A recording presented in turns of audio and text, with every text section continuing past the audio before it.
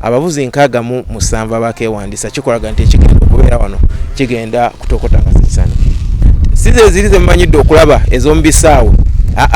Zino bagenda mugenda okulaba zino ezibuuka mbanga abaana ne banywerawo kacaayi ne babirawo bujjambo. So mujje mulabe ekipya abataakira baluli ku round ey'okubiri tunyumirwe.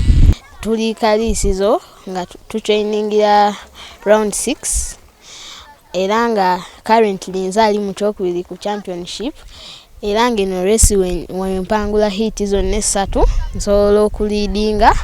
Mpita abawagizi bonna okuva mu bitundu byonna abaana baba basobodde okutuuka e Kalisizo okumpagira mbayita era nga mbasuubiza obutabayiwaayo n'okuwangula. Okuvuga piki zino kigenda ku openinga future yo kuba ogenda tambula mu mawanga nga bakuyita ovuge.